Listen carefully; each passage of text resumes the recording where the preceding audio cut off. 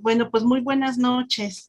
El día de hoy estamos aquí ya en nuestra reunión de todos los miércoles, como siempre, desde mayo ya del 2020, estamos aquí cada 8 días y creo que no hemos faltado casi ningún miércoles.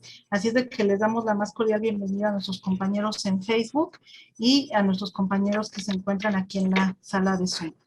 Y bueno, el día de hoy tenemos el gusto de contar con el biólogo Óscar Armando Chapa Hernández del Instituto de Astronomía de la UNAM en el ciclo La Instrumentación en la Investigación Astronómica, coordinada por la física Laura Parrau. El día de hoy tenemos una conferencia que tiene por título Prueba de Ronchi versus interferometría.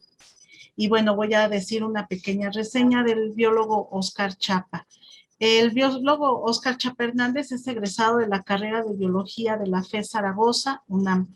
Participó por 2 décadas en diversas dependencias públicas y privadas en torno a la calidad y tratamiento del agua. Ocupó varias jefaturas de oficina y desarrolló actividades de enseñanza en la carrera de Biología de la FES Zaragoza. El biólogo Chapa se interesa en la instrumentación astronómica y durante varios años ha fabricado telescopios para aficionados. Ingresó al Instituto de Astronomía UNAM en 1994 para desarrollar la metodología de fabricación y fabricar el sensor de frente de onda para el proyecto de óptica adaptativa Gioloa. Posteriormente se encargó del equipamiento y operación de la torre de óptica y el laboratorio de óptica del Instituto de Astronomía. Ha diseñado y fabricado diversos bancos ópticos para la caracterización de componentes ópticas, tal como albatros. Realizó la fabricación del secundario F-27 para el telescopio de 2 metros del Observatorio Astronómico Nacional, la fabricación de la óptica del proyecto ESOPO en coordinación con el INAOE y se encargó de la fabricación de la óptica del proyecto FRIDA. Participa también en los proyectos Colibrí y Dago del Instituto de Astronomía. Ha desarrollado metodologías de pulido novedosas para diversos materiales ópticos de nueva generación, como el fluoruro de calcio y otros materiales. Desarrolla actividades de diseño mecánico para el taller y laboratorio de óptica, áreas de las cuales ocupa la jefatura. Biólogo, agradecemos mucho su participación y bueno, lo dejamos, le cedemos los micrófonos agradeciendo muchísimo que haya aceptado la invitación a esta conferencia. Muchísimas gracias, bienvenido. Gracias a ustedes. A ver, déjame ver aquí, porque a ver si no duplico. Ok, no, pues gracias a ustedes, siempre es un gusto. No es la primera vez que participo con ustedes para dar alguna conferencia, ya desde hace muchos años. Pues es algo que cuando hay oportunidad y pues con gusto lo hago, y al igual que en esta ocasión.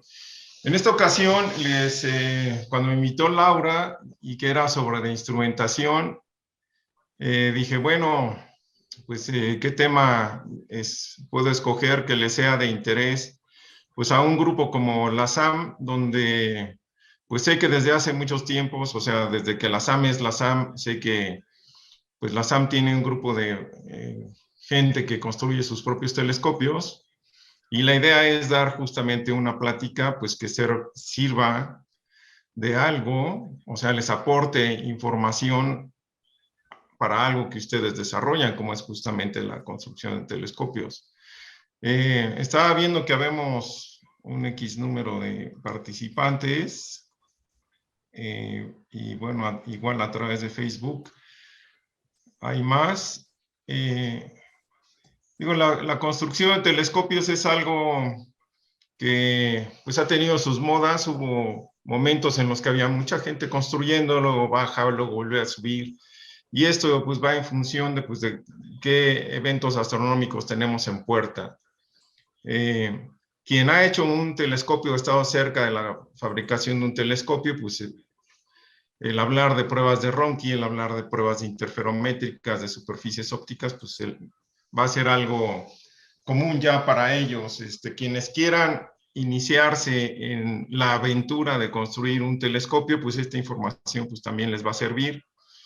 Porque la prueba de Ronchi es una prueba que se ha usado desde hace, este año cumple 99 años, el año que entra ya cumple 100 años, y es una prueba que se conoce en todo el mundo. Entonces tú puedes ir a cualquier parte del mundo y si encuentras a alguien que construyó un telescopio, seguro van a tener un tema en común, y es la prueba de Ronchi. Entonces, bueno, pero la prueba de Ronchi, a pesar de que es una prueba que es muy conocida, sí, ¿cuál es el contenido de la presentación? Bueno, además de ya les di una introducción, pues vamos a, la idea es de que nos quede claro qué tan óptima es la prueba de Ronchi. O sea, aunque es la prueba que todos quienes llegamos a construir un telescopio, es la primera prueba que hacemos, porque es muy, muy sencilla de realizar. Pero la pregunta es, o sea, yo como primerizo en la construcción de telescopios, pues hazle la prueba de Ronchi, pues sí está bien. Y yo siempre me quedé con la idea de que la prueba de Ronchi ya era suficiente, y después me enteré pues de que hay muchas otras pruebas que aportan mucha más información, o que complementa la información de la prueba de Ronchi, ¿no? Entonces la pregunta es, ¿brinda toda la información necesaria a la prueba de Ronchi? ¿O se requieren pruebas adicionales para evaluar un espejo y calificar la óptica que yo fabriqué? Y si hay otras pruebas más modernas y más completas, pues cuáles son las diferencias entre Ronchi y la interferometría. Y la otra, definitivamente, si Ronchi es tan famosa y se sigue usando en todo el mundo, y si algo le falta a la Ronchi, pues cómo se puede mejorar la prueba, ¿no? Entonces, si vamos a hablar de pruebas ópticas, pues tendríamos que hablar un poquito de las aberraciones que tendría que ver esta prueba que hacemos sobre las componentes ópticas.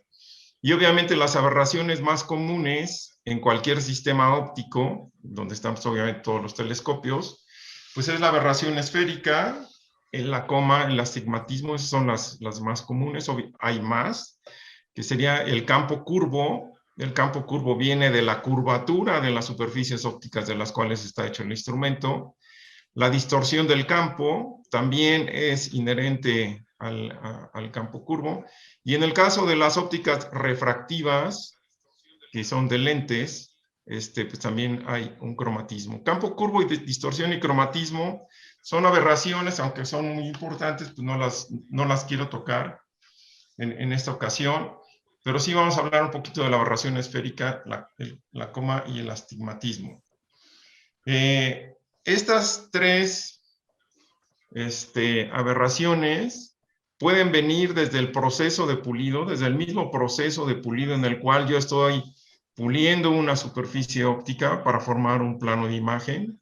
Desde ahí yo puedo estar generando aberraciones por irregularidades de superficie, irregularidades que vienen del mismo proceso de pulido. Y otras también pues pueden ser inherentes al diseño y a cómo fabriqué finalmente mi telescopio, ¿no? Es el caso, por ejemplo, de la aberración esférica y la coma. Son inherentes al tipo de óptica con la que estoy trabajando. Además de que también, obviamente, las puedo producir durante el proceso de pulido. Bueno, ¿cuál es la aberración esférica? La aberración esférica es algo que nosotros, quienes hemos construido telescopios, nos topamos todo el tiempo, y quienes usamos telescopios también nos hemos podido dar cuenta de este tipo de aberración. Y bueno, cuando usamos un telescopio y el foco en ese telescopio está completamente definido en una posición del portaocular, pues no tiene aberración esférica. Pero en un sistema óptico, en un telescopio donde yo estoy enfocando y encuentro un foco más o menos definido, pero le doy un poquito más para atrás al portaocular y sigo viendo una imagen muy parecida en foco, pero que no acabo de definir, y le sigo dando más para atrás y no mejoro la calidad de la imagen, este tipo de sistema óptico tiene aberración esférica. O sea, a lo largo del eje óptico voy a tener diferentes puntos donde creo estar enfocado, pero en realidad no estoy logrando un foco definido. Esto es muy común en los telescopios donde se requiere de una parábola, no se requiere de un casquete esférico, de una superficie esférica en el espejo primario. Y generalmente pues se tiene, todos los espejos parabólicos son en razones focales abajo de 10, 9, o sea, razones focales de 9, 8, 7, hasta si quieren 1. Todas estas superficies requerirían de parabolización. Y si la parábola no está bien realizada o simplemente no hay parábola, voy a tener aberración esférica. La coma del lado izquierdo, del lado derecho, hay una representación gráfica de cómo se ve una imagen comática de una estrella.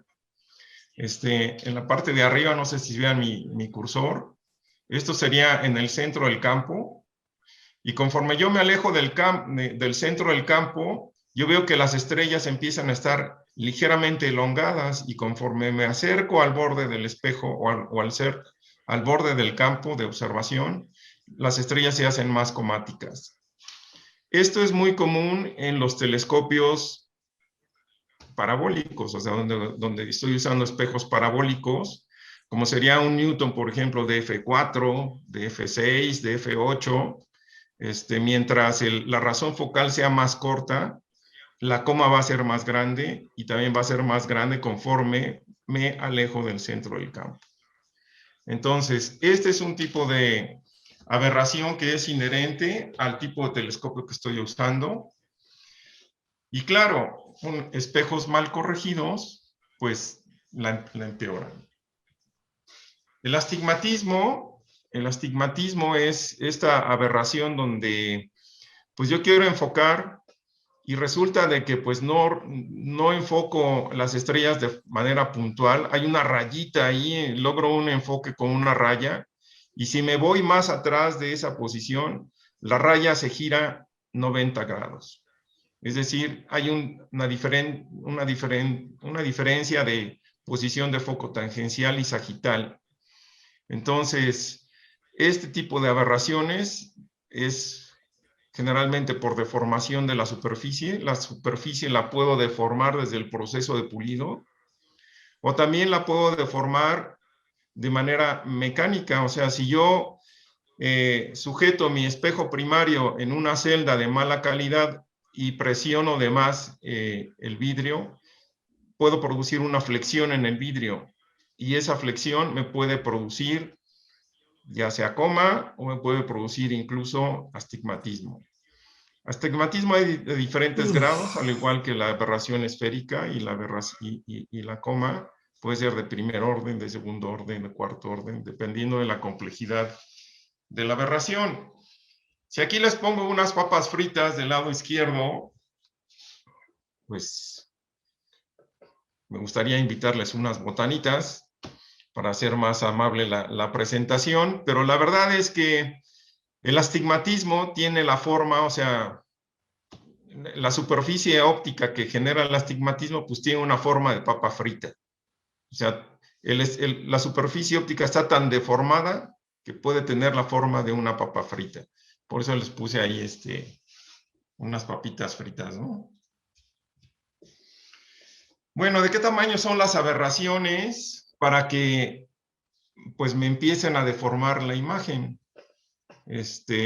Yo pulo un espejo, y pues yo cuando estoy puliendo y veo ya una superficie tersa, transparente, completamente con una curvatura suave, yo no veo nada, no veo ninguna deformidad en la superficie, y digo, pues ya acabé. Pero pues ¿de qué tamaño son las irregularidades que quedan sobre de la superficie para que me empiecen a afectar la calidad de la imagen? Y pues tendría que hablar del disco de Airy, que es el que da el límite de difracción del espejo, obviamente junto con el diámetro del primario, y también la función de dispersión puntual, que en inglés sería la Point Spread Function, o la PSF.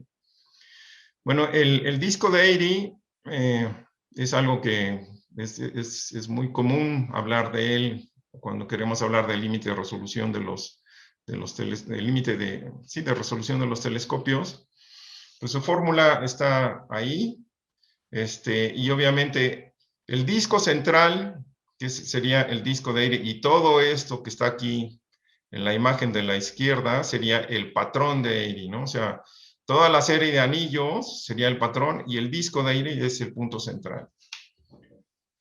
Se dice que un buen telescopio limitado a difracción, el 80% de la luz de cualquier estrella debería de caer dentro del tamaño del disco de Airy.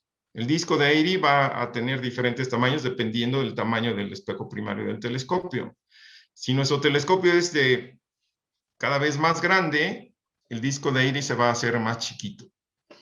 Y el 80% de la luz, si cae dentro del disco de Airy, nuestro telescopio estaría limitado a difracción. O sea, tendríamos un telescopio con la máxima calidad óptica que se puede obtener. Y para eso, pues, es la PSF. Entonces, con la PSF, si el factor de Strel, que este es un factor, en este caso es de 0.89, pues prácticamente 0.9 de factor de Strel, me está diciendo que el 90% de la luz de la estrella está dentro del disco de Airy. Y obviamente esta superficie óptica con una PSF de esta naturaleza, pues está limitada a difracción. ¿Cómo podemos alcanzar una calidad tal de nuestra superficie? Regularmente, cuando una superficie se pule y se corrige a 1/4 de lambda, o sea, y si consideramos como lambda la luz verde, que es de alrededor de 500 nanómetros o medio micrómetro de longitud de onda, la cuarta parte de esto, que serían como 0.12 micras, es el tamaño de las irregularidades que yo debo tener en toda mi superficie óptica. Entonces, pues ya tenemos un dato. ¿Qué también debo de pulir y corregir mi espejo? Pues así de entrada, las irregularidades más grandes que debo de tener en toda la superficie deben ser menores a 1/4 de lambda o 0.12 micrómetros. Se dice fácil, lograrlo no es tan fácil. Quienes hemos construido telescopios y nos preocupamos de que tengamos una buena óptica, pues realmente cuesta trabajo. Bueno, ¿cómo es la prueba de Ronchi? ¿Cómo realizo una prueba de Ronchi? Quienes lo hayan hecho, pues ya saben de lo que les voy a hablar. Quienes quieran intentar hacer un telescopio, pues esta información es lo que les va a servir porque pues les va a servir de introducción para que vayan conociendo lo que es una prueba de Ronchi. Bueno, una prueba de Ronchi, les había comentado que tiene ya 99 años. Vasco Ronchi, un italiano, es quien la desarrolla. Cuando hace el desarrollo, hace todo un desarrollo matemático, o sea, no se le ocurrió así nada más.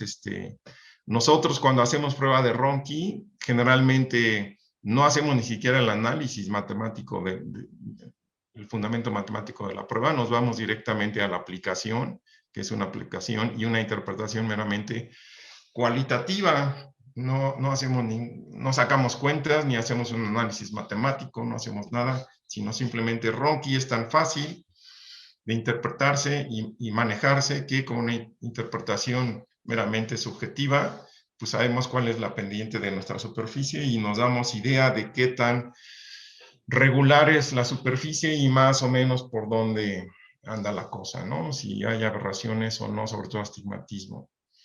Bueno, estas son unas placas con bandas claras y oscuras. Las dos placas tienen la misma frecuencia de franjas. Y cuando yo interpongo las placas una encima de otra, se forma un patrón de interferencia, que es un patrón de interferencia geométrico que se conoce como patrón de Moiré. Se menciona Moiré, en realidad se escribe Moiré. Bueno, yo puedo utilizar rejillas de Ronchi con diferente densidad de líneas. Yo aquí estoy describiendo líneas por pulgada. Hay quien las describe líneas por milímetro. Yo acostumbro a hacerlo en líneas por pulgada y puede haber desde 50, 80, 100, 200 líneas, o puede haber alguna cifra intermedia también, puede haber de 120 líneas, 150 líneas, en fin. ¿Qué algo más necesito para poder hacer una prueba de Ronchi, además de tener una rejilla? Necesito una rejilla, no dos. Ahí les puse dos en esta diapositiva para que se pudiera ver cuál es el patrón de Moiré cuando se hace la interferencia geométrica. En la prueba de Ronchi necesito de una sola rejilla y necesito además una imagen real. ¿Y cuál es la diferencia entonces entre una imagen real y una imagen virtual? Esto es lo que les pregunto siempre a los grupos que nos visitan al instituto. ¿Cuál sería la diferencia entre imágenes reales e imágenes virtuales? Pocos conocen la diferencia. Una imagen virtual es aquella que, por ejemplo, los espejos que tenemos todos en casa, en las recámaras, en los baños, etcétera, la imagen que vemos de nosotros en el espejo se forma detrás de la superficie del espejo. Eso es una imagen virtual. La imagen real se forma frente al espejo y es una imagen que flota en el aire. Si yo me coloco en posición correcta en relación al espejo que forma la imagen y la ilumino de manera correcta, voy a ver una imagen que flota en el aire. Eso es una imagen real. Y yo puedo tener acceso a la imagen. Puedo colocarla donde a mí me interese colocarla y puedo hacer con ella lo que yo quiera. De hecho, las cámaras fotográficas forman una imagen real sobre del detector. Los proyectores de cine, cuando vamos al cine, la pantalla, sobre esa pantalla se proyecta una imagen real y estoy viendo una imagen real proyectada a través de un sistema óptico. Los microscopios, los telescopios, las cámaras fotográficas, los proyectores, todos esos instrumentos forman imágenes reales. Y la ventaja de la imagen real, bueno, aquí les pongo una caja que hicimos un experimento para demostrar cómo es una imagen real. Pues es una caja que en el fondo tiene un espejo. El foco estaría debajo y atrás de la madera, y cuando se prende el foco, la imagen del foco se forma arriba, en la misma posición donde está el foco, pero arriba. Y obviamente invertida. Entonces, con esto les quiero representar cómo es una imagen real. ¿Por qué la diferencia de líneas en las rejillas de Ronchi? Bueno, pues si yo tengo una rejilla de mayor densidad, se supone que debo de ver más detalles de la superficie, porque las líneas ya están muy pegaditas unas con otras. Y si además la prueba la tengo que hacer en una región muy cercana al centro de curvatura del espejo, que es el radio de curvatura del espejo, es ahí donde tengo que enfocarme para hacer la prueba de Ronchi. Si tengo muy poquitas líneas, voy a ver pocos detalles de la superficie. Si tengo muchas líneas, voy a ver más detalles, pero si me paso y pongo demasiadas líneas, las mismas líneas empiezan a interferir con la calidad de la imagen que quiero analizar. Entonces aquí hay que buscarle un punto medio donde tengamos una rejilla adecuada. Generalmente, a mí me gusta usar rejillas de 80 o de 100 líneas, porque, bueno, me he acostumbrado a ellas. Veo muy bien la superficie del espejo que estoy probando. Y ya con 200 líneas me cuesta trabajo. Ya empiezo a ver cosas que empiezo a tener mucha difracción. ¿Cómo es la interpretación de la prueba de Ronchi? O sea, yo en la superficie que estoy puliendo, dependiendo cómo trabaje mi superficie, puedo tener un centro hundido, puedo tener un centro levantado, puedo tener un borde hundido, un borde levantado, puedo tener anillos sobre de la superficie, y estos anillos vienen cuando mi herramienta es demasiado dura y no está bien prensada. Voy a formar anillos concéntricos, y si lo trabajo muy, muy mal, estos anillos pueden ser incluso excéntricos sobre de la superficie de mi espejo. Y obviamente, pues también puedo tener una superficie esférica, que es lo que estaríamos buscando si es que estamos haciendo un espejo con razón focal de 10. Acuérdense que ya les mencioné que si tenemos razones focales de 9 hacia abajo, tendríamos que hacer parábolas para evitar la aberración esférica. Bueno, tengo 4 tipos o 6 tipos de deformaciones en superficie, pero además puedo tener la combinación de ellas. Puedo tener un centro hundido con un borde hundido o un centro hundido con un borde levantado. Y además de que tengo el centro hundido con el borde levantado, puedo tener anillos. Y entonces la superficie es todo un rompecabezas porque se vuelve incluso complejo interpretar cuando hay demasiadas deformaciones de superficie. ¿Cómo podemos hacer para no olvidarnos de cómo se ve en el ronquigrama un borde levantado o un borde hundido, un centro levantado, un centro hundido? Pues me fui a desayunar a un restaurante donde el techo tiene una serie de barrotes, o sea, es un techo transparente con una cubierta de vidrio y obviamente pues tiene barrotes para, si se llega a romper el vidrio, pues que no nos vaya tan mal a los que estamos ahí abajo. Y obviamente pues el sol proyecta una serie de franjas de sombras rectas, que cuando uno pone su taza de café debajo del techo, se ven unas franjas preciosas que están justo donde está la taza de café. Y bueno, un borde levantado, todos hemos tomado café o un té y nos hemos dado cuenta de que por tensión superficial, el agua cuando se pega al borde de la taza, el agua se levanta. Y esto es por tensión superficial del agua. Entonces, hay un borde levantado ahí donde el agua hace contacto con el borde de la taza. Entonces, obviamente, cuando nosotros vemos un borde levantado en la prueba de Ronchi, es exactamente lo mismo que lo que vemos en una taza de té o de café. Bordes levantados. Y el borde levantado tiene la franja de Ronchi se abre hacia afuera, tal como lo está haciendo aquí en la taza de té. Entonces, esto se los pongo para que no se nos olvide de cómo es un borde levantado. Un borde caído sería lo contrario. El borde, las líneas de Ronchi en el borde se tendrían que ir hacia adentro. Simularlo en una taza de té o en una taza de café no es tan sencillo. Por eso les pongo aquí dos círculos concéntricos donde debemos de concentrar la atención en el círculo interno.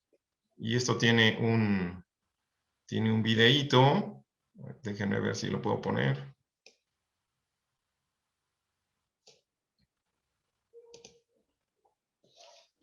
Entonces, cuando agitamos nuestro café,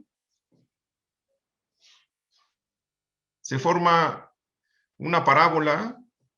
Estamos formando una parábola donde el centro está hundido, ahí está muy, muy hundido, y el borde que está en el círculo interno se curva hacia adentro. Ahí tenemos un borde caído y tenemos un centro hundido. De hecho, esto es una parábola, así es como se ve una parábola en Ronchi. Si la parábola está muy pasada y el centro está muy hundido, incluso veríamos anillos, los anillos que en el video se observan en un principio, es como se vería un Ronchi de una parábola con el centro muy hundido. Entonces, la naturaleza es sabia, de hecho la ciencia se basa en la observación de la naturaleza, todos los fenómenos son naturales. No nos inventamos, la ciencia lo que hace es simplemente interpretar lo que la naturaleza nos regala para utilizarlo de acuerdo a nuestros intereses, ¿no? ¿Cómo se vería una parábola con astigmatismo? Pues es lo que tengo en la imagen de la derecha. Las líneas muy curvas y un centro que incluso la línea o la franja que pasa por el centro se distorsiona completamente. Eso es un astigmatismo. Se puede ver en Ronchi. En Ronchi sí puede haber astigmatismo. Yo he visto en varias ocasiones astigmatismo en Ronchi, pero generalmente son astigmatismos grandes. Astigmatismos chiquitos es difícil verlos. Bueno, ¿cómo se vería, por ejemplo, anillos? Aquí les pongo un centro levantado en la imagen de la izquierda. ¿Cómo se vería un borde levantado? Ya les habíamos... Un centro levantado, perdón. Un centro levantado, las líneas que pasan por el centro se cierran hacia el centro y eso nos está dando la pauta de que tenemos un centro levantado, diferente a lo que es un centro parabólico donde se hunde. Y en este caso, también en la imagen de la izquierda, pues tenemos un borde caído. Pero ¿cómo se verían, por ejemplo, los anillos? Los anillos, si golpeamos la mesa donde tenemos nuestra taza de té o de café, obviamente vamos a producir una serie de anillos. Y si le tomamos una foto a los anillos cuando están moviéndose, pues es la imagen de la derecha. O sea, ya tenemos tantas aberraciones ahí y dependiendo del número de anillos que lleguemos a tener, pues es como veríamos deformaciones de superficie. ¿Cómo corrijo todas estas aberraciones? Pues con el mismo proceso de pulido puedo ir corrigiendo un borde levantado y un centro levantado como está en este caso. Generalmente un centro levantado lo obtengo cuando hago carreras de pulido muy cortas, o sea, menores a 1/4 del diámetro. El desplazamiento que hago en el proceso de pulido, si es menor a 1/4 del diámetro, voy a levantar el centro. Si hago carreras demasiado largas, de 1/3, voy a hundir el centro, y si hago Ws, voy a tirar la orilla. ¿Cómo los corrijo? Tengo que hacer lo contrario. Esto siempre con el espejo en la parte superior. En la parte superior de la herramienta de pulido. ¿Cómo se ve un espejo esférico? Si yo estoy haciendo un telescopio para F10, pues el Ronchi, un ronquigrama, debería de ver líneas rectas y paralelas, completamente rectas y completamente paralelas. Al mismo tiempo, las franjas deben ser muy bien definidas, completamente anchas. Mientras más ancha se vea la franja, tengo una mejor superficie. Si veo franjas ahí medias tímidas, que están medias vibradas o que ligeramente tienen una vibración, tengo aberraciones. Ronchi no me dice de qué tamaño son esas aberraciones tan chiquitas. De hecho, con Ronchi no obtengo ningún dato numérico, simplemente son observaciones cualitativas de la superficie. Estoy viendo la pendiente de la recta de la franja y eso es lo que me da una idea de si el borde está caído, levantado, el centro, tengo anillos, o si ya tengo una superficie esférica. Muchos, cuando hacen su telescopio, dicen, a ver, vamos a hacer espejos esféricos y tenemos ya en el ronquigrama líneas más o menos rectas, o a lo mejor en el centro tenemos ahí una ligera desviación, puede estar levantado, puede estar hundido, y uno dice, bueno, es que el centro se oculta por la sombra del espejo secundario y el centro no lo uso. Y efectivamente el centro en un espejo para un telescopio Newton no se usa porque está es cubierto por la sombra del secundario, y ahí pudiera yo aceptar algún tipo de aberración o algún tipo de deformación de superficie. La pregunta es, ¿qué tanto es tantito, no? ¿Hasta dónde puedo tolerar que mi franja no sea completamente recta, que el borde esté ligeramente caído o levantado, porque pues, lograr un espejo esférico de buena calidad no es fácil, cuesta mucho trabajo. Y hasta donde decimos, pues sí, a lo mejor déjalo así y a lo mejor nos queda bien. Y ese es uno de los riesgos de la prueba de Ronchi. ¿Cómo hacemos la posición de Ronchi sobre el eje óptico para hacer la prueba? Esta es otra cuestión importante para los espejos que se prueban por Ronchi. La lámpara de Ronchi, donde tengo la rejilla, generalmente yo hago las pruebas en posición intrafocal. O sea, del punto donde yo veo que las franjas se invierten de posición, ese sería mi punto de radio de curvatura, donde yo pudiera medir incluso cuál es el radio de curvatura de la superficie. Y si lo hago en posición extrafocal, es decir, me voy más atrás del punto donde las franjas se invierten, lo que veo es un efecto de franjas invertidas. Si en posición intrafocal yo lo que estoy viendo, como está en la imagen de la izquierda, es una parábola, del lado en posición extrafocal vería lo que está en la imagen del centro, las franjas completamente invertidas. No se puede interpretar algunas veces en posición intrafocal y otras veces en posición extrafocal. O las hacemos todas intrafocales o las hacemos todas extrafocales. Yo acostumbro a hacerlas intrafocales, me parece que es más adecuado, y esto pues ya es mucho de la costumbre que cada uno tenga, ¿no? Hay quien le gusta hacerlo extrafocal, pero pues aguas, si en un grupo de construcción de telescopios hay quienes evalúan extrafocal y otros intrafocal, no se van a poner de acuerdo, porque les van a decir, es que yo veo que tienes un borde levantado y entonces tienes que alargar la carrera. Y para el que lo hace de manera intrafocal, si alarga la carrera, pues está parabolizando o haciendo que el centro se hunda más. Entonces, pues hay que tener cuidado. ¿Cómo es que se ve cuando se voltean las franjas? Y es la imagen de la derecha. Aquí hay un video. Ahí estoy en posición intrafocal. Esa es una parábola que, por cierto, está pasada. Ahí voy hacia atrás. Por ahí está el radio de curvatura. Ahí ya se voltearon las franjas. ¿Sí? Y aquí vuelvo a ir hacia adelante sobre el eje óptico. Vean cómo las franjas van disminuyendo. Con una sola franja cubro todo el espejo y se voltea. Ahí se voltea. ¿Sí? Entonces, ahí donde las franjas se voltean es justo el radio de curvatura. Es el dato que yo debo de tomar de distancia para poder saber qué distancia focal tiene mi espejo.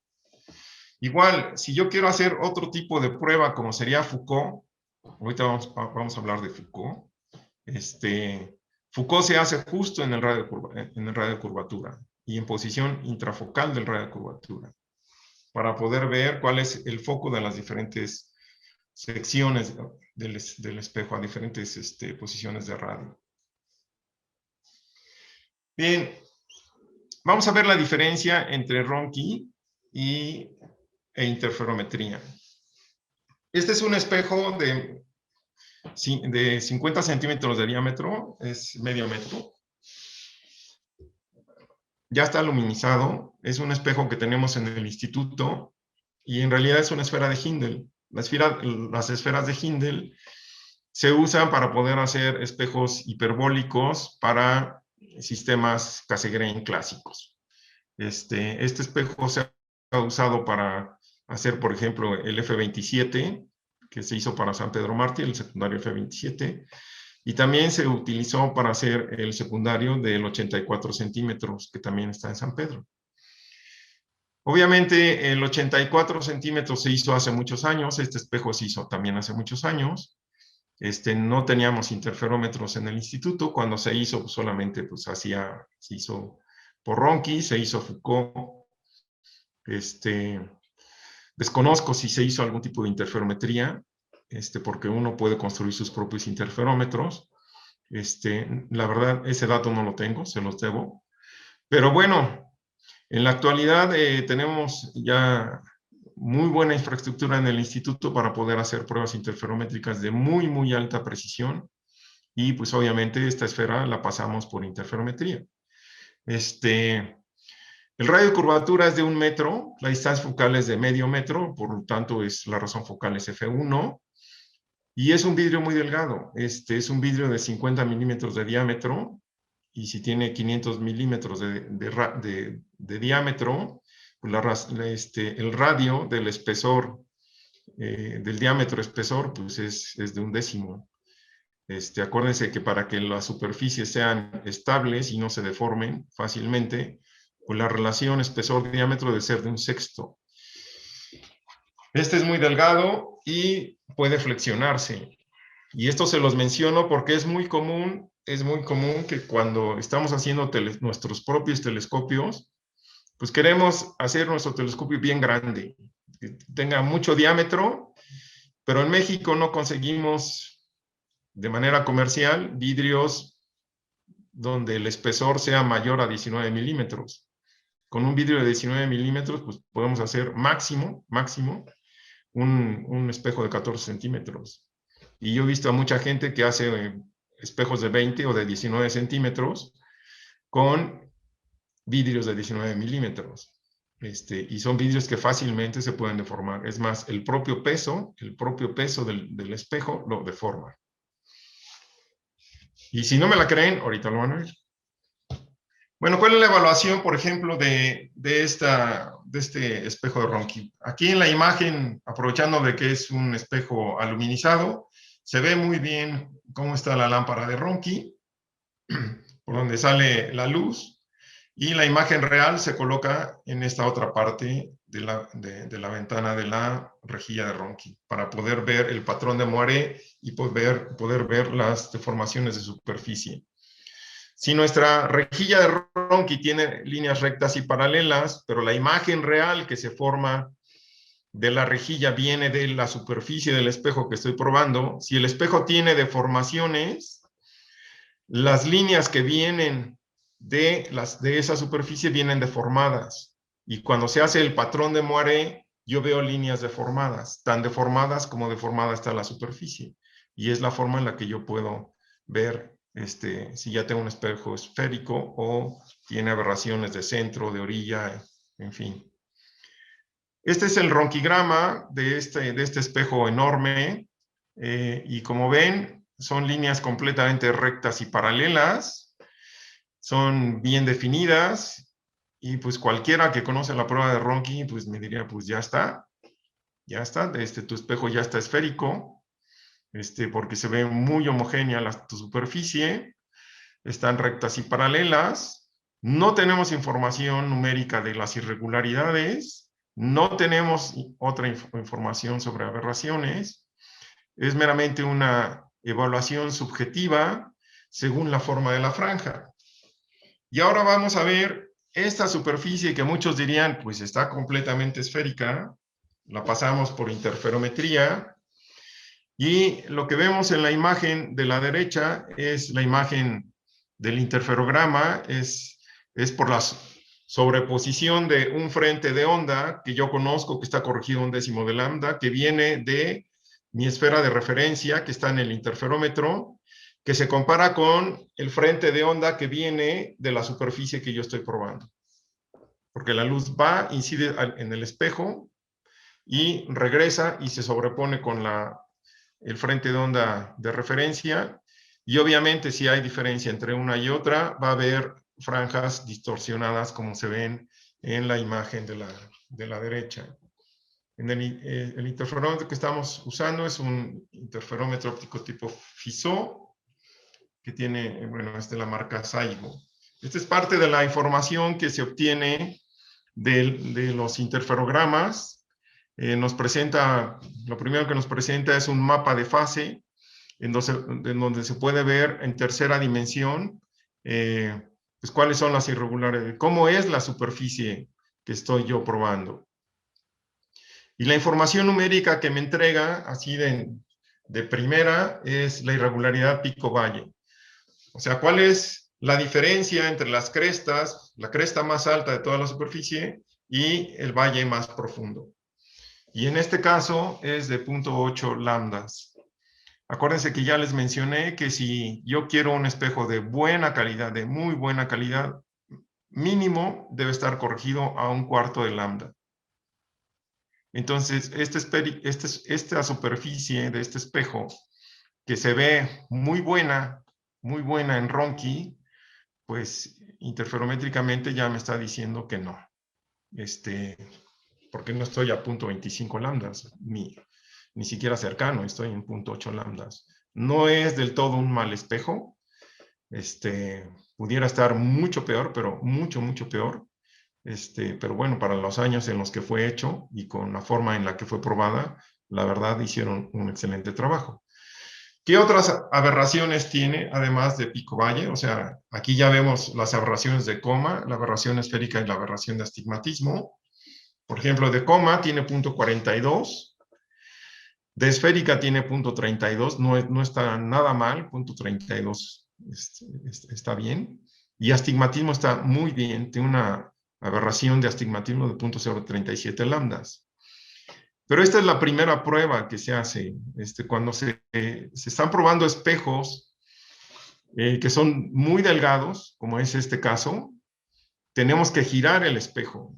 Generalmente los giramos 90 grados para ver si al girarlos no cambia el astigmatismo o no cambian todas las aberraciones. Y esto es porque muchas veces, como fue en el caso de este espejo, cuando lo giramos 90 grados, pues resultó que el astigmatismo se disparó. Es decir, que el vidrio por su propio peso se dobla, tiene flexión y nos induce astigmatismo. Conocer las superficies que se usan como referencia para hacer otras superficies ópticas es de vital importancia. Bueno, aquí les tengo la gráfica de la PCF. Con estas aberraciones, con este tamaño de aberraciones, el PCF, que es el Point Spread Function, es de 0.3, o sea, es el 30% de la luz está cayendo dentro del disco de Airy. Entonces, si este espejo lo utilizara yo pues para ver objetos astronómicos, pues solamente estoy concentrando el 30% de la luz de todas las estrellas que inciden sobre la superficie. Esta es una comparación de dos interferogramas. El primero es el que ya les mostré y el de abajo es girando el espejo 90 grados. Aquí en esta tabla les pongo, por ejemplo, en pico-valle.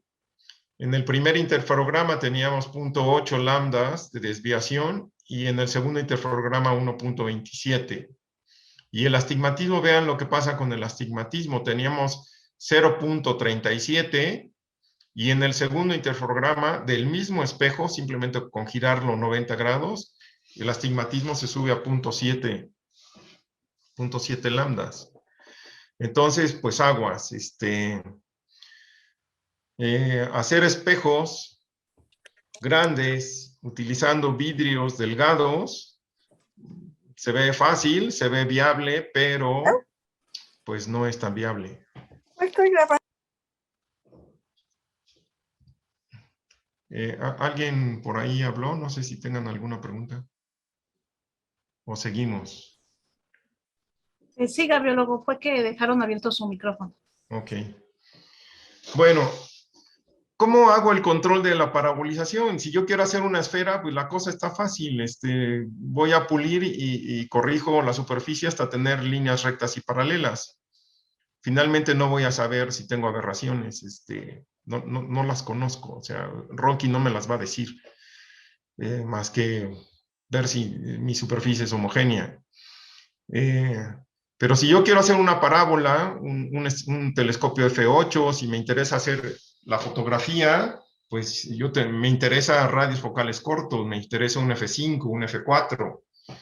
Si yo quiero hacer un telescopio de 12 pulgadas Newton, que no sea muy largo, pues un 12 pulgadas son 30 centímetros a f4, pues tengo un tubo de 1,20 m y es bastante manejable, lo puedo meter en mi coche, me lo puedo llevar al campo, pero tengo que hacer una parábola f4.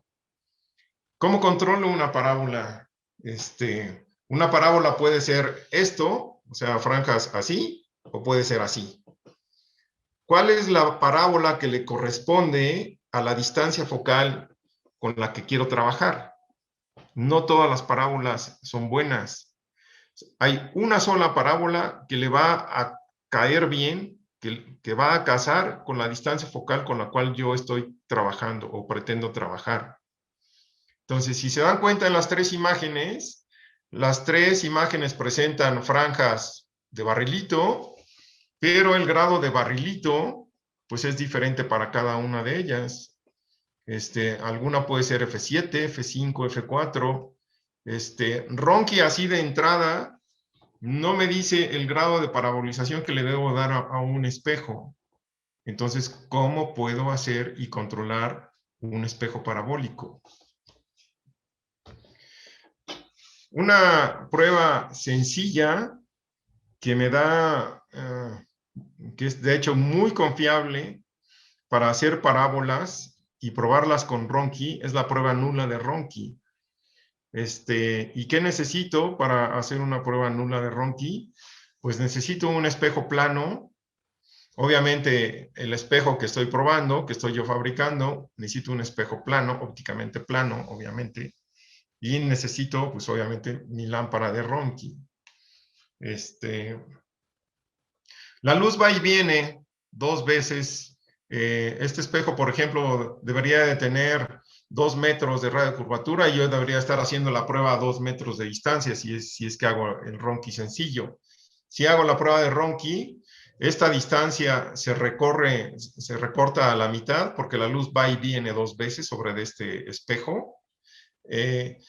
Y como en todas las aberraciones ópticas, si yo tengo astigmatismo de 2 dioptrías o de 1 dioptría, pues con estos lentes de armazón, pues corrijo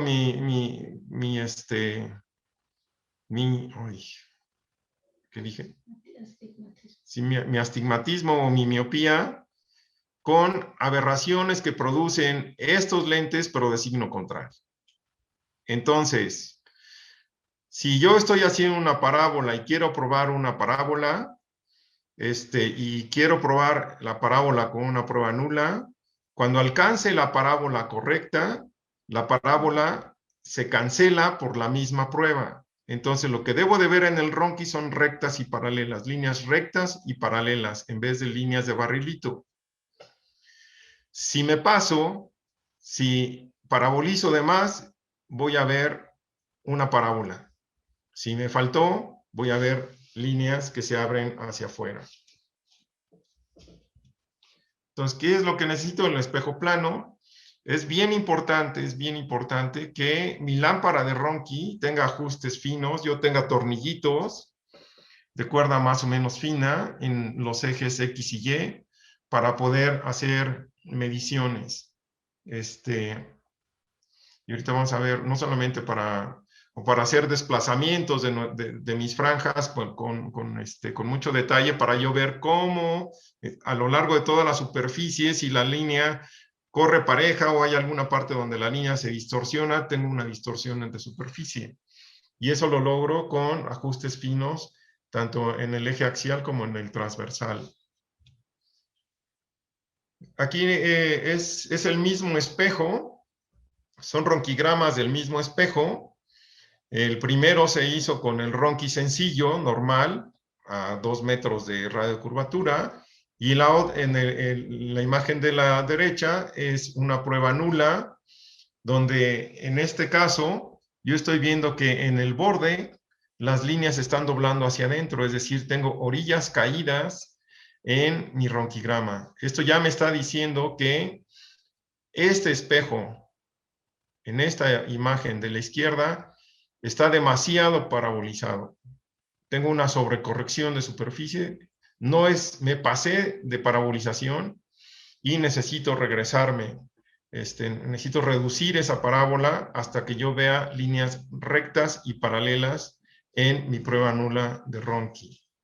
Entonces, esta es una forma en la cual yo puedo controlar el proceso de parabolización utilizando Ronchi. Otra forma de poder saber si la parábola que estoy haciendo es la correcta es utilizar simuladores de Ronchi. Existen ya, y afortunadamente son programas, software de forma libre que uno puede bajar de internet. Hay varios, yo conozco dos. Este es el de Ronchi para Windows, en la versión 2, este ya tiene varios años. El autor es John D. Upton. Y con él se puede predecir o se puede simular el tipo de parabolización o el grado de parabolización de una superficie. Se trata de un espejo de 12 pulgadas a f4 y los datos que me pide el simulador es el diámetro del espejo, la distancia focal, el desplazamiento o la posición intrafocal a la cual yo voy a realizar la prueba, que son estos 6 milímetros. La K es la constante de conicidad. Para una parábola es -1, si hago una esfera es 0. Y G es el número de líneas por milímetro. Estos cuates lo manejan por milímetro, o sea, son 2.75 líneas. Y creo que es para una rejilla de 80 líneas por pulgada. La distancia que hay entre las franjas, la imagen de la derecha es lo que me entrega el simulador. Ven ahí una regla. Cuando le doy la distancia en posición intrafocal, yo debería de ver, aquí hay 2, 4, 6, casi 7 franjas, igual que en el ronquigrama real, y me marca la distancia que hay entre franjas. Este dato yo lo puedo medir con el ronquigrama que estoy obteniendo del espejo. Si me pasé de parabolización, la distancia obviamente entre líneas va a ser mayor a esta distancia de posición intrafocal, y es una forma en la cual lo puedo controlar, y es una forma que además funciona. En realidad es confiable. Entonces son pruebas con las cuales nos podemos apoyar, tanto la prueba nula como estos simuladores, para hacer procesos de parabolización de superficies, probándolas con Ronchi. La otra, que es una prueba que a mí me gusta mucho, que da mucha información, es la prueba de Foucault. Con Foucault podemos probar esferas, una esfera vista por Foucault, justo en el radio de curvatura. No vamos a tener diferentes posiciones de foco para diferentes radios del espejo. Sería una sola. Y en parábolas tenemos diferentes posiciones de foco para diferentes alturas del radio del espejo. Entonces podemos zonificar con una pantalla de QD, así se llama, pantalla de QD, nuestro espejo, e ir viendo cuáles son las posiciones de foco para cada una de las regiones. Estos serían los datos experimentales, o sea, los datos que yo obtengo de la medición directa del espejo. Obviamente también puedo calcular cuál sería el desplazamiento de foco para las diferentes regiones del espejo. Y yo puedo comparar y graficar. De hecho, puedo dar límite superior e inferior a 1/4 de lambda, o a 1/8 de lambda, o a 1/10 de lambda de corrección de mi espejo, para saber si las posiciones de foco a diferentes regiones del espejo, pues están en la posición correcta. O sea, alguna de las regiones pudieran no enfocar, o sea, pudieran enfocar más en otra posición y salirme de los límites idóneos de la parabolización, y tendría que corregir entonces mi superficie. Esta prueba de Foucault es muy precisa. De hecho, tiene más años, fue anterior al desarrollo de la prueba de Ronchi. Es una prueba muy precisa. No es fácil, al principio cuesta mucho trabajo definir la zona cero. Pero una vez que uno aprende a definir la zona cero, es fácil. La otra es nada más simplemente calcular la pantalla de QD. Hay que hacer algunos calculitos por ahí sencillos. Y ya lo que es bien importante en Foucault es que tengamos un instrumento de medición de desplazamiento focal en nuestro eje axial. Si ahí le podemos meter un micrómetro, estaría fabuloso. En este caso, pues aquí se ve en la imagen, hay un micrómetro con el cual tengo ajustes en posición axial o transversal. Estos ya son, por ejemplo, interferogramas que se hicieron en espejos que fueron controlados, por ejemplo, con la prueba nula. Utilicé aquí la prueba nula para ver si el grado de parabolización era el correcto. Y una vez que el Ronchi en prueba nula me mostraba líneas rectas y paralelas, lo llevaba al interferómetro y pues, ¿qué creen? Pues casa.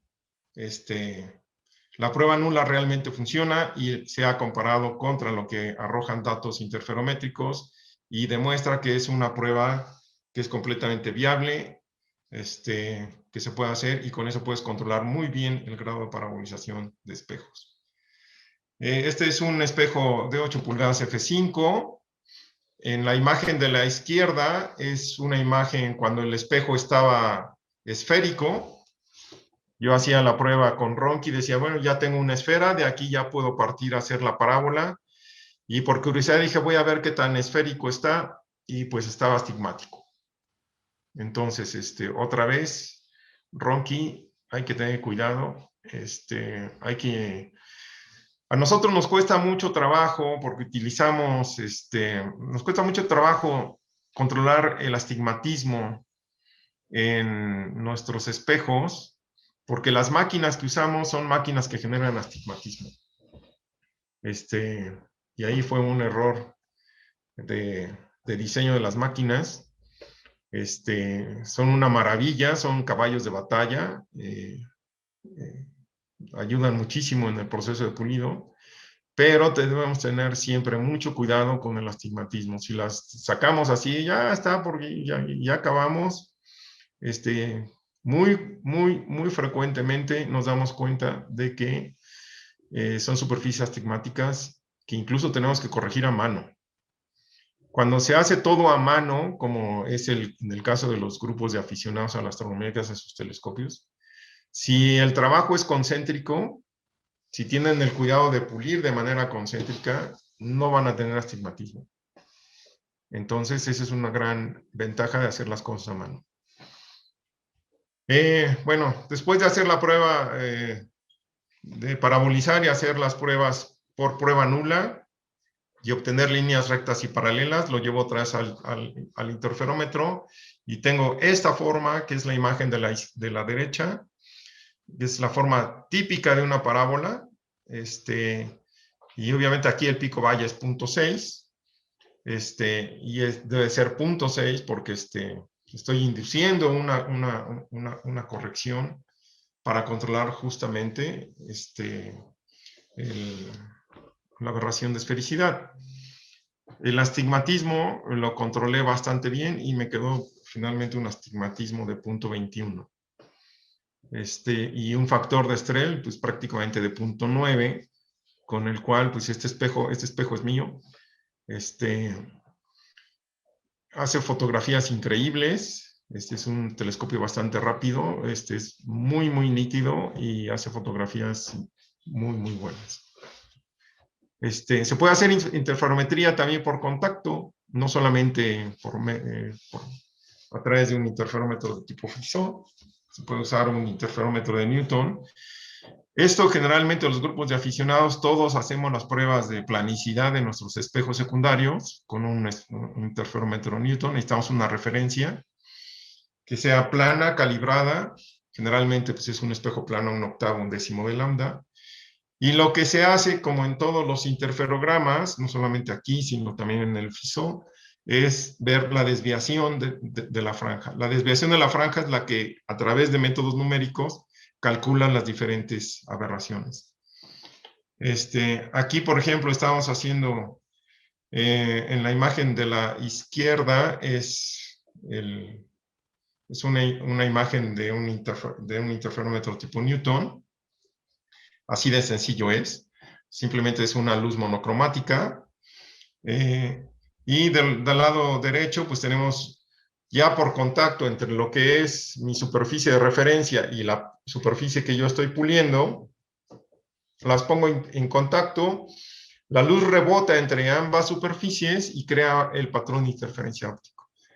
Obviamente, si lo que yo estoy puliendo está muy desviado o tiene irregularidades que no casan con mi superficie de referencia, pues voy a tener franjas distorsionadas. Y esa distorsión, pues me está dando una idea de, primero, qué tan separadas están las superficies. Si aquí yo tengo, por ejemplo, 10 franjas, o formo 10 anillos, una lambda sería la distancia entre dos franjas, como se ve en la imagen del centro. Si estoy usando una longitud de onda que es verde, y la longitud de onda del verde es de media micra, y tengo 10 franjas, la separación entre los espejos son 5 micras. Entonces, mi regularidad pico-valle serían 5 micras. Tendría que seguir puliendo hasta que el contacto me presente menos de una franja. O sea, media franja o menos, o la distorsión cuando veo franjas rectas, pues sea menor a la cuarta parte de la distancia que veo en la distribución de franjas. Y ahí con eso yo podría calificar ya la calidad de la superficie que estoy puliendo. Y no solamente la interferometría por contacto se puede usar para probar planos. Nosotros en el instituto usamos mucho este tipo de interferometría por contacto, por ejemplo, cuando estamos haciendo superficies convexas. Bueno, ¿qué puede hacer un grupo de aficionados para obtener un interferómetro? Un interferómetro tipo FISO como el que tenemos en el instituto es prohibitivo para, pues, prácticamente para cualquiera. Son muy caros, solamente instituciones grandes, especializadas, pues se arriesgan a hacer inversiones de ese tamaño.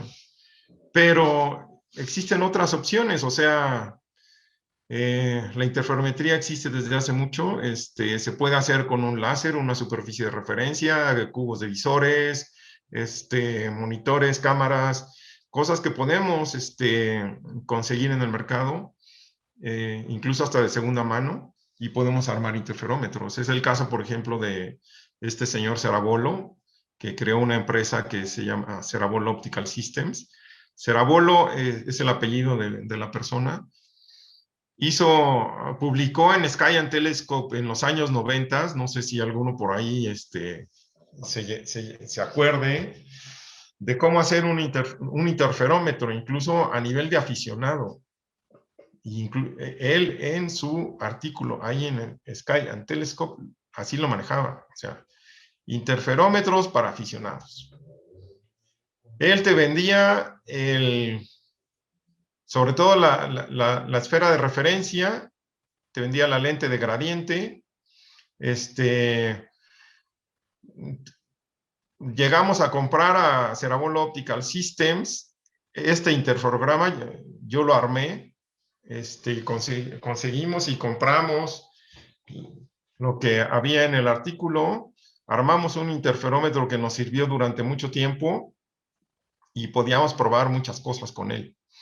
No fue caro, la verdad es que no fue caro, y un grupo como la SAM, que pudiera tener apoyos de diferentes instituciones, a lo mejor y logra llegar a tener un interferómetro que ustedes mismos arman.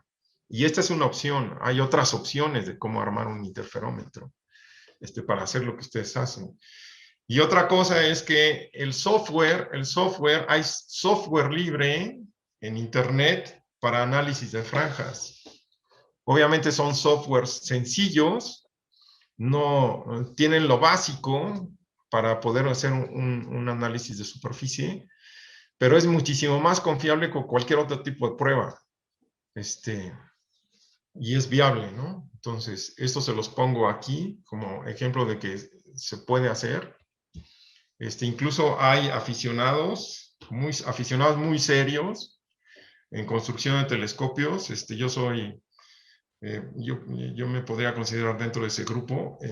A mí lo que me encanta de la astronomía, o sea, soy un apasionado de la astronomía, pero mi pasión más fuerte es la construcción de telescopios.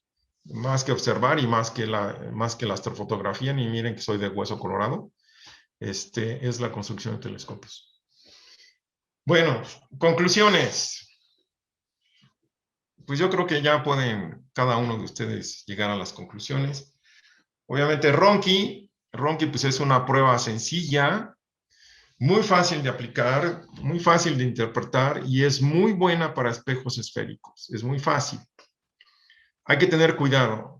Hay que tener cuidado de que en todo el proceso de corrección de nuestra superficie hayamos sido regulares en los movimientos del pulido, que nuestras herramientas hayan estado bien prensadas todo el tiempo cada vez que pulimos, que nuestras herramientas no sean duras, tengan la dureza adecuada, nuestro pulidor esté en la concentración adecuado, porque también si nuestro pulidor está demasiado concentrado nos lleva a aberraciones, o sea, estamos desbastando demasiado material. Si controlamos todas esas cosas, seguramente vamos a tener un espejo esférico de muy buena calidad. Bueno, es una prueba cualitativa, ya lo dijimos, no ofrece información numérica de franjas y en parábolas es poco confiable si no se utiliza algún tipo de prueba anexa, como sería una prueba nula o una prueba de Foucault, o utilizar simuladores de parábolas. Y obviamente la interferometría, pues la interferometría es un excelente método de evaluación de aberraciones. De hecho, es de los métodos para hacer pruebas ópticas de más alta precisión que hay. Recuerden incluso que para medir ondas gravitacionales se usan justamente interferómetros. Claro, son interferómetros de kilómetros, ¿no? Aquí los interferómetros que utilizamos para hacer pruebas ópticas, pues son interferómetros y lo que estamos haciendo depende de la coherencia de nuestro láser, pues podríamos estar a 1 metro, incluso 15 metros de distancia, para hacer pruebas interferométricas. ¿Qué programas hay?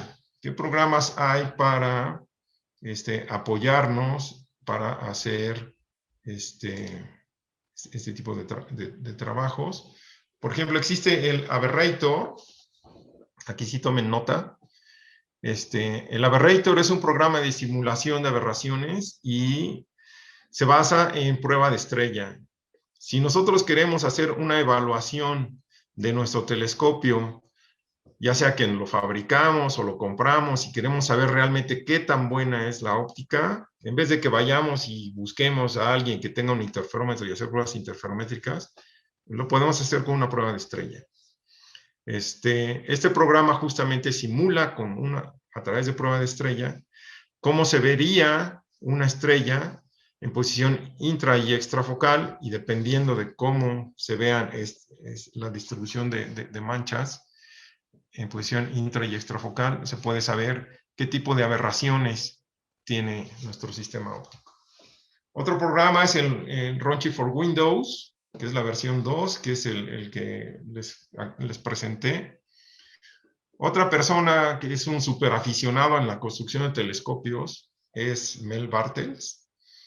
Mel Bartels incluso se hizo famoso porque hizo en las monturas ecuatoriales, hizo incluso sistemas de control para movimiento de monturas ecuatoriales. Empezó con motores a pasos, ahora usa mucho motores servo. Vendió incluso controladores para personas que construyen sus propias monturas, en fin. Tiene muchísima información este señor, tanto en monturas, en construcción de óptica, pruebas ópticas. Es una fuente de mucha información y vale mucho la pena leer pues, todo lo que hace. La otra es buscar en la página de Serabol Optical Systems. La empresa ya cerró, la empresa ya no existe, pero la página sigue ahí. Está un artículo de cómo hacer un interferograma y hay un software libre que anda por ahí. Yo no lo he intentado bajar. De hecho, nosotros compramos el Quick Fringe, que es de esta empresa. Era un programa que hacía análisis de franjas. Lo usamos durante mucho tiempo en el instituto. Es bueno. Lo otro es todos los artículos de pruebas ópticas que hay en una página que es el telescopeoptics.net. Aquí también hay muchísima información y sobre todo también el ATM, toda la bibliografía que se vacía en el Amateur Telescope Makers. Es una fuente bibliográfica para cualquier cuestión de astronomía de aficionados, ¿no? Y algo pasó, ya no puedo avanzar. Bueno, con esto termino la presentación. No sé si haya alguna duda. Biólogo, muchísimas gracias. Pues no sé si tengan ahorita alguna duda en Zoom. Ernesto Gómez Santana le pregunta, ¿se puede esperar que carezcan de toda aberración telescopios comerciales o depende de la marca? No, todos los sistemas ópticos siempre hay aberraciones. O sea, no existe el sistema óptico perfecto. Los más perfectos son los que obviamente son limitados a difracción. O sea, si ustedes quieren un súper telescopio con una súper calidad de imagen, tendrían que buscar en telescopios limitados a difracción. Les adelanto que son muy caros, porque pues ya implican mucho trabajo, ¿no? O sea, dejar un sistema óptico al límite de difracción no es fácil, no es imposible, pero obviamente es caro. Todos tienen aberraciones, unos más, otros menos, y pues uno tiene que decidir con qué se queda, ¿no? Obviamente, pues, todos quisiéramos tener el mejor telescopio del mundo, pero pues los presupuestos no dan para eso, ¿no? Entonces uno tiene que aprender a vivir con un cierto límite de aberraciones, pero, pues digo, que sean aberraciones manejables, que finalmente tengamos una buena imagen. Ya cuando compramos un telescopio que nos prometen la supercalidad de imagen y es muy barato, o sea, por ejemplo, un telescopio Me Alegría, y uno se asoma y para empezar no define una imagen nítida en ninguna posición de foco, pues no está bien, ¿no? Uh-huh. Así es, tenemos que tener mucho cuidado cuando compramos un telescopio también en ese sentido. Un consejo que yo le doy a la gente, digo, mucha gente siempre nos pregunta, oye, quiero comprar un telescopio, pero ¿en dónde busco? ¿Qué compro? Dime una marca. Yo les recomendaría, digo, a toda la gente siempre les recomiendo, si tienen la posibilidad de asomarse en diferentes telescopios, antes de comprar el propio, mientras a más telescopios de diferentes marcas, tamaños, diseños de telescopios se asomen, van a tener un mejor juicio. Así es, y creo que también, bueno, no es ahora sí que no es comercial, pero el hacer un telescopio propio, creo que le da a uno mucha idea en primera de todo lo que es la óptica, aprende uno muchísimo de óptica, y aparte, creo que para un primer acercamiento del universo, un telescopio que uno fabrique con sus propias manos y luego observes por ese telescopio, la verdad no tiene palabras. Sí, no tiene precio, de verdad que sí. Sí, es una experiencia. Sí. Digo, ya cuando yo me acuerdo muy bien, o sea, yo siempre quise tener un telescopio y Y cuando salió de la RAN en estos fascículos que había de ciencia y desarrollo de CONACYT, de conocer. sacó 3, 4 fascículos de cómo hacer un telescopio y me lancé, ¿no? Ujú. Me costó sangre, sudor y lágrimas acabarlo, pero cuando observé, digo, afortunadamente el telescopio, la óptica quedó muy, muy buena. Yo, por ejemplo, a 200 metros de distancia le podía ver el ojo a los pájaros, el ojo, Ujú. Ajá. y con súper nitidez, ¿eh? Y digo, ya cuando ves objetos, el primer objeto astronómico que observé con ese telescopio fue Júpiter sin saber lo que yo estaba observando. Ujú. Y digo, esa es una satisfacción que pues te dura toda la vida. Exacto, sí. ¿Me permiten? Ale, Sí, sí, sí, adelante. Sí, buenas noches. sí, Felicidades, Oscar, excelente presentación. gracias. Efectivamente, como dice nuestra anfitriona, construir un telescopio no es una aventura, es una super odisea. Desde conseguir los materiales y la guía, yo utilicé precisamente la guía que sacó por los 80s el CONACYT. Sí, CONACYT lo sacó con la idea de que se observara el Halley. así es, sí. Se me pasó el tiempo y no lo terminé. Lo estrené hasta que vino el eclipse en esa misma década. Sí, Sí, efectivamente, el espejo que logré hacer, el problema que tuve después de pulirlo fue aluminizarlo. Tuve que recurrir a una casa comercial que hace espejos comunes y corrientes y pues me quedó bien. Había que estudiar algunas cosas. Me basé en aquel tiempo en un libro que sacó Daniel y Juan Manuel Malacara, sí, sí, Telescopios y Estrellas. sí. Este, Actualmente ya hay otras ediciones de este libro y ya traen incorporados nuevos materiales como las pruebas que nos mencionas ahorita en la sesión y ya vienen a colores las fotografías, ¿no?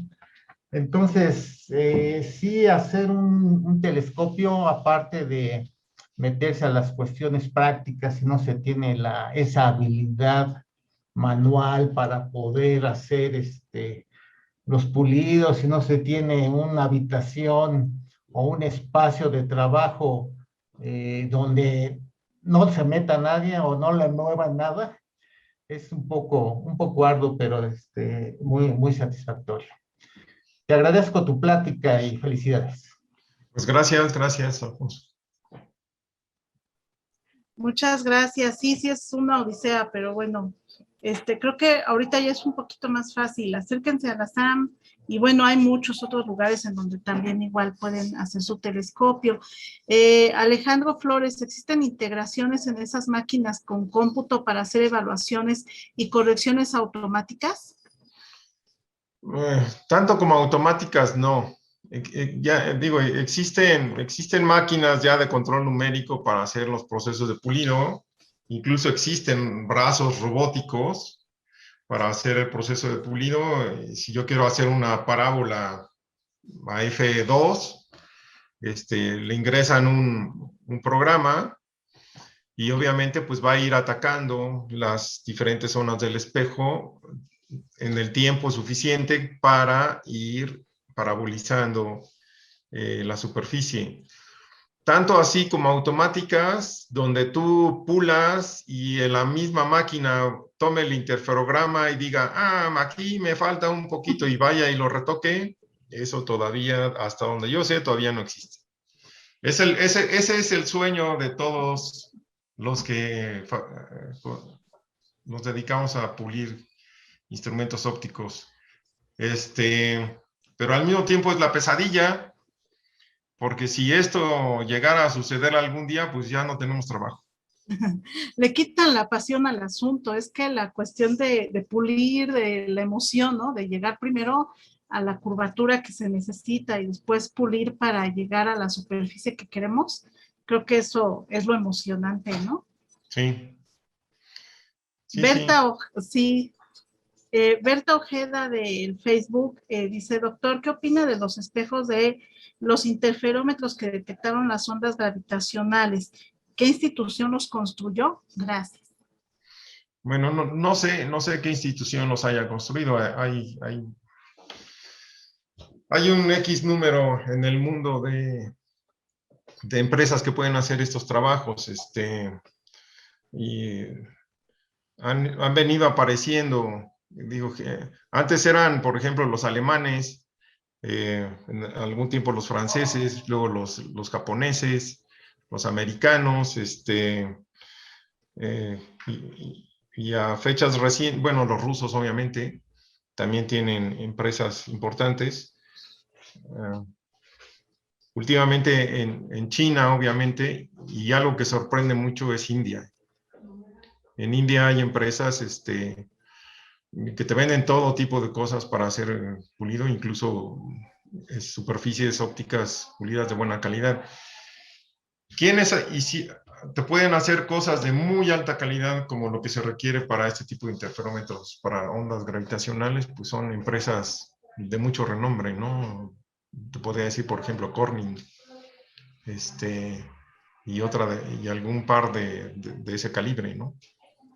En realidad no sé quiénes hayan fabricado, pero hay X número, no son muchos los que realmente hacen ópticas de muy alta calidad. O hay grupos pequeños, por ejemplo, nosotros, voy a hacer el comercial, en el instituto hacemos cosas, digo, somos un grupo pequeño, pero a lo largo de los años hemos hecho un equipo técnico, un equipo humano de técnicos, muy calificados, y tenemos buenos equipos, no los equipos de frontera, si quieres, pero tenemos equipos suficientes para hacer cosas, pues, por ejemplo, de tecnología espacial. Muchas gracias, biólogo. En Zoom tiene muchos comentarios y felicitaciones, Arturo Ibarra.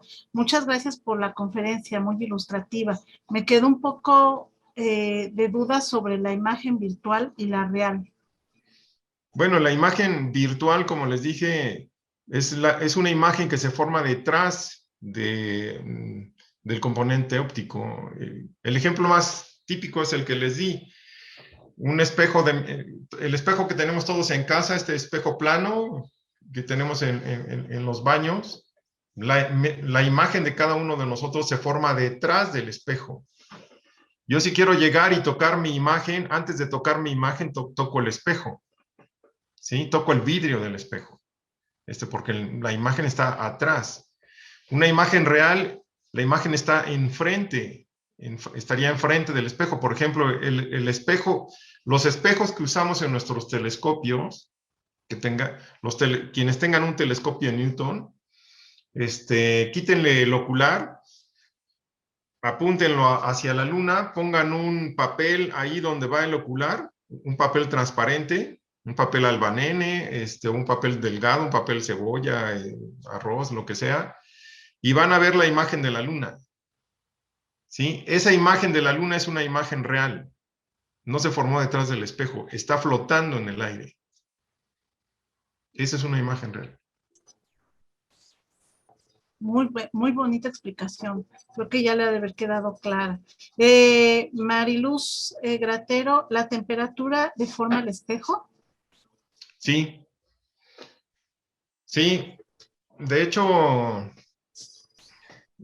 si nosotros tenemos nuestro telescopio guardado en un lugar donde le da el sol y está caliente el tubo y lo sacamos en la noche, o vamos de viaje para irnos a un lugar lejano y tener una super noche oscura y demás, y durante todo el viaje le estuvo dando el sol, cuando llegamos allá y queremos observar con el tubo caliente y el telescopio caliente, vamos a ver mucha turbulencia en nuestra imagen.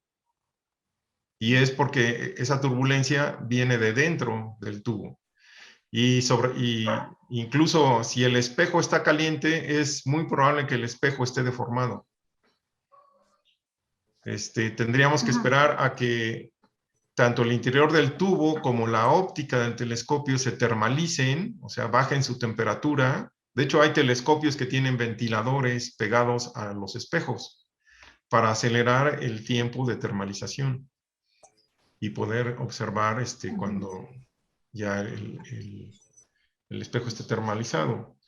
Los observatorios, los grandes observatorios, por ejemplo, el Gran Telescopio Canarias y muchos de los observatorios grandes del mundo, tienen sistemas de ventilación en la cúpula, para que una vez que abren el telescopio, abren la cúpula para hacer observaciones, el telescopio ya esté casi termalizado con el exterior. Muchas gracias, doctor. Martelena Mele, de aquí de Zoom, le da muchas gracias por su presentación. Nos aclaró varios puntos. Enrique Consejo, muchas gracias. Excelente y muy clara presentación. Felicidades. Gracias. Georgina Gina Vibriesca, felicidades. Muy ilustrativo el uso de las tazas de café. Gracias. Y eso estuvo muy, muy, muy padre. Sí. Fíjate que sí. Ya desde hace varios años conozco este restaurante y una vez justamente desayunando ahí con la familia, dije, qué padrísimo está esto para hacer una presentación. Sí. Y me dieron ustedes la oportunidad, gracias. No, gracias a usted. Gustavo Cervantes Reyes pregunta, para la fabricación de telescopios, ¿hay algún lugar donde uno pueda conseguir vidrio más grueso de 19 milímetros? En México no he sabido que se ha comercializado espesores mayores. No, fíjate que en México a mí me ha costado mucho trabajo. De hecho, yo no he conseguido. Conozco gente que de repente consigue vidrio de 25 milímetros de espesor. De hecho, el vidrio flotado, que es el vidrio que conseguimos en México grueso, es un vidrio no es borosilicato, es un vidrio de sílica nada más. Se fabrica hasta 25 milímetros. En Estados Unidos lo puedes conseguir a 25 milímetros de espesor. Aquí a México nos llega nada más el de 19. Sí, es el único. No sé si el Instituto de Óptica tenga, ¿verdad? A lo mejor, no sé. No, fíjate que, por ejemplo, el CIO hace muchos años, consiguió que una empresa en Monterrey les hiciera tejos de borosilicato. Esto es Pyrex. Vidrio hasta de 30 milímetros. Pero eso fue hace muchos años. Esto ya lo pararon igual hace mucho tiempo.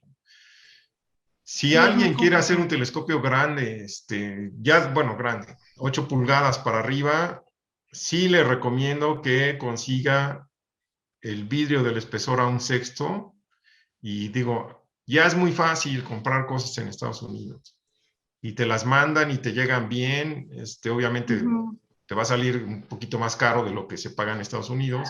Te van a cobrar el envío, pero se pueden conseguir las cosas. Antes era muy de repente, difícil. Dependiendo del costo del producto, el envío es gratis. Entonces, habría que checar dependiendo. Sí, y hay empresas, hay muchas empresas en Estados Unidos que te pueden vender tejos. Sí, así es. Ernesto Gómez, ¿se puede? No, ya lo había yo leído, permítame tantito.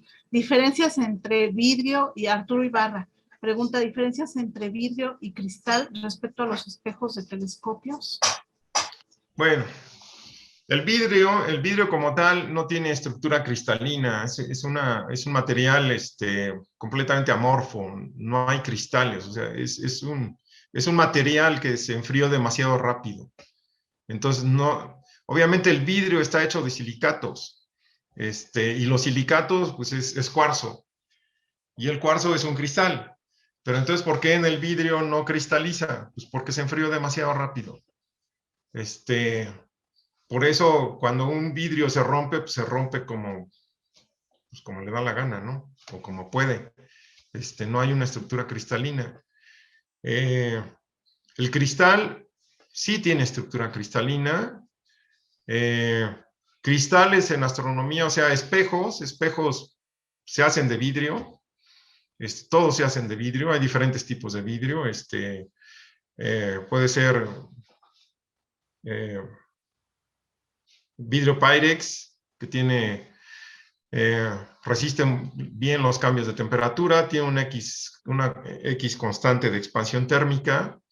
Hay vidrios cerámicos, donde es una mezcla de vidrio con cerámica, y es el Cerodur, por ejemplo, donde el coeficiente de expansión de este Cerodur es prácticamente cero y es buenísimo para espejos de muy alta calidad, donde quieres controlar completamente los cambios dimensionales por cambios de temperatura. Cristales para hacer espejos no se usa. Cristales, por ejemplo, se usan en astronomía. Por ejemplo, el fluoruro de calcio es un cristal y no es para espejos, es para lentes. Es muy caro y es muy difícil de pulir. Muchas gracias, biólogo. Pues bueno, creo que no, si no tienen otra pregunta mis compañeros de Zoom. Me gustaría aportar algo más sobre los cristales. Sí, adelante. Sí, en la naturaleza, los minerales cristalizan en 7 sistemas cristalinos básicos. Por ejemplo, la sal de mesa tiene forma cúbica, su sistema de cristalización es cúbica. Cada uno de los elementos que componen la sal se distribuyen en X parte de ese cubo. Y así, de acuerdo a la composición de los cristales, por ejemplo, el cuarzo cristaliza en un sistema hexagonal. Y ya haciendo muchas combinaciones, pues existen por computadora miles de sistemas cristalinos. El vidrio efectivamente es amorfo, porque no tuvo tiempo de enfriarse para formar cristales y tiene una cristalización amorfa. Cristales en la naturaleza, por ejemplo, las obsidianas de diferentes colores, es un vidrio de origen volcánico, ¿sí? Sí es. Y su forma de romperse es como si fueran curvas. Entonces, sí hay mucha diferencia entre un concepto y el otro. El otro más que nada pues, es de tipo industrial, ¿verdad? Los minerales que componen las rocas, los metales que conocemos, esos cristalizan de acuerdo a su temperatura y presión en la naturaleza para formar determinada celda cristalina. Muchas gracias, Alfonso. Gracias. Muchas gracias. Bueno, no sé si tienen alguna otra pregunta. Si no, bueno, pues no nos queda más que agradecer. En nombre de la física Laura Parrao, quien se disculpa, tuvo un problema familiar y se disculpa con nosotros por no haber estado presente el día de hoy, y hacer alusión justamente a el agradecimiento a todos los grupos que se nos unen en esta gran tarea que fue impulsada brillantemente por la física Laura Parrao. Participamos como parte de educación continua, obviamente parte del Instituto de Astronomía y Meteorología de Guadalajara, la Escuela Rural Vanguardia de Tamazulapan, el Bachillerato Alfonso Reyes, la Sociedad Astronómica de Zacatecas, la NUI Divulgación y la Sociedad Astronómica de México. Y bueno, en nombre de la Sociedad Astronómica de México y de el Instituto de Astronomía, nos permitimos entregarle este pequeño reconocimiento. La Sociedad Astronómica de México, colaborando con el Instituto de Astronomía de la UNAM, otorga el presente reconocimiento al biólogo Óscar Armando Chapa Hernández por su excelente presentación a distancia, prueba de Ronchi contra interferometría. México, 6 de abril del 2022, por la divulgación de la astronomía. Firma el profesor Rubén Horacio Becerril Marañón, presidente de la Sociedad Astronómica de México. Alcance están todas las instituciones que hemos mencionado, la UNAM, la educación continua de la UNAM, Instituto de Astronomía, Instituto de Geofísica, Instituto de Ciencias Nucleares de la UNAM y el Instituto de Radioastronomía y Astrofísica de la UNAM. Estamos en la UNAM, la Universidad de la Nación, en el Año Internacional de las Ciencias Básicas para el Desarrollo Sostenible y en el 120 aniversario de la Sociedad Astronómica de México. Muchísimas gracias. Y aunado a le entregamos este reconocimiento especial que estamos entregando en este 120 aniversario de la fundación de la Sociedad Astronómica de México por el ingeniero Luis G. León en 1902.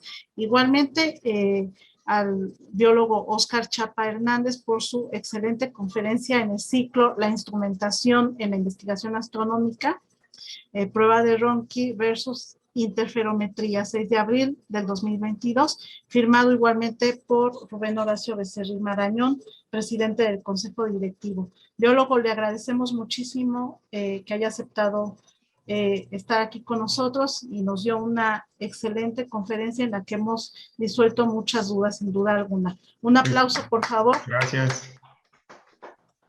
Gracias. Y por ahí una pregunta, creo que por ahí lo vi en el chat. Si me permite nada más darle sí, claro que respuesta. Sí. La pregunta era ¿qué diferencia hay entre pulir un espejo y pulir una lente? Básicamente es muy semejante.